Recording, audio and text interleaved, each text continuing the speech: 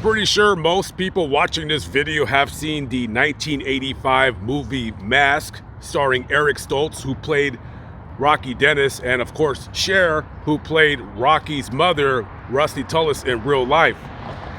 Most YouTubers that do videos about the movie Mask, they normally go to the filming location of where the movie takes place, where the family lives.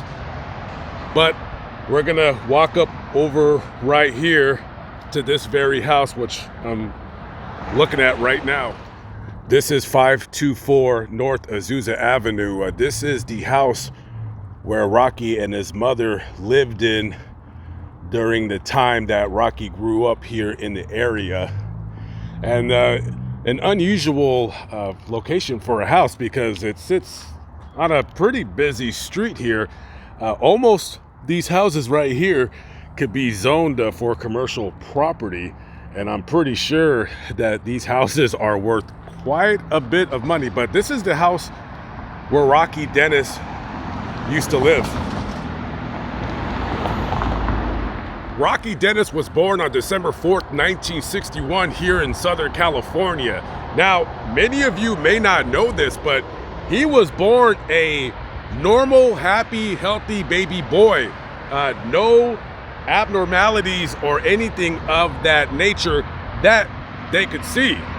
Now, when he was young, he would often get earaches and sinus infections and sore throats. When he was about 2.5 years old, the doctors decided to have his tonsils removed. Now, during a normal check at the doctor, they did an x-ray of his face and his chest area.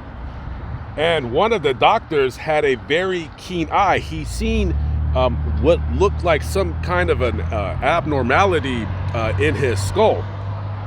Now, it would be maybe about another year after they found that out, where they were taking him back and forth between Azusa and UCLA Medical Center before they found out what was the cause of his constant earaches and sinus infections.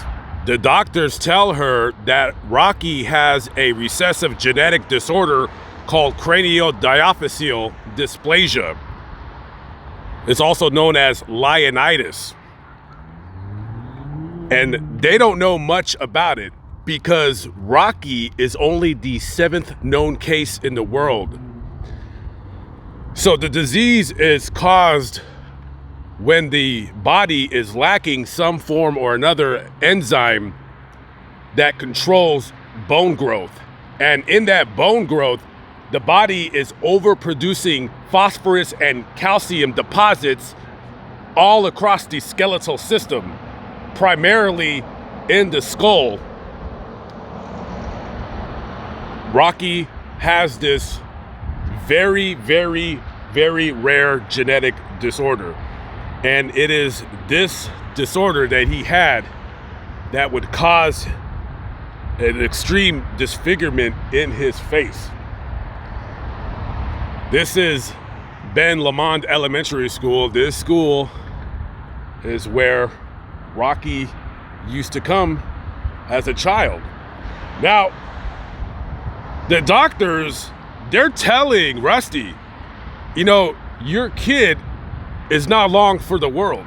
Now, as the doctors are explaining this disorder to Rusty, they're telling her that Rocky ain't gonna live past the age of 7. The reason why, because the other 6 known cases in the world, everybody died before the age of 7.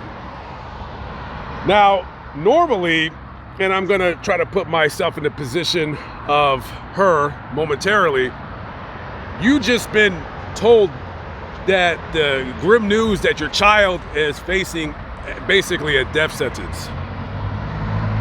So normally somebody would be very despondent, maybe fall into a battle with depression, but Rusty was not that kind of woman. As a matter of fact, when Rocky was about turning 4, going on to 5, 4.5, he wanted to go to school. I mean, as this disease is morphing his face and disfiguring him, you know, you would think that some kids would just kind of want to hide and stay in their room. But she raised Rocky to basically not feel sorry for himself. And he wanted to go to school. He wanted to go to school. He wanted to go to this school behind me, and he did. And the teachers here and the staff, faculty, and the doctors, they were trying to dissuade Rusty from enrolling her son into school, because what's the point of him going to school? This disease is going to destroy his eyesight. It's going to destroy his hearing. What's the purpose of sending him to school so other kids could make fun of him and mock him and whatever? But she wasn't that type of woman, very tough woman. She was raised in Brooklyn. And she said, no, she said, I'm not going to treat my son like I should feel sorry for him, like other people should feel sorry for him. He's going to be like any other normal kid. He's going to go to school. He's going to be taught how to read, reading, writing, and arithmetic, all that good stuff. And it all happened at this school.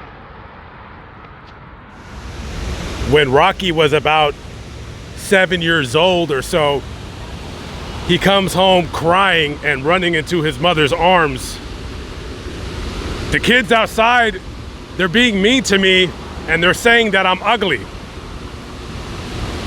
And she looks at her son and says, quote, when they laugh at you, you laugh at you.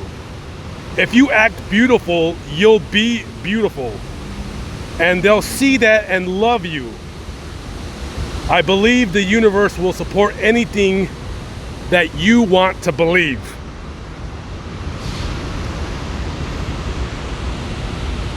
Rocky was described by his friends and classmates as a happy-go-lucky kid. And he was very much so an extrovert. And getting past his physical appearance, once that was done, he could make friends with practically anybody. This disease was supposed to kill him before his 7th birthday, but he proved them wrong.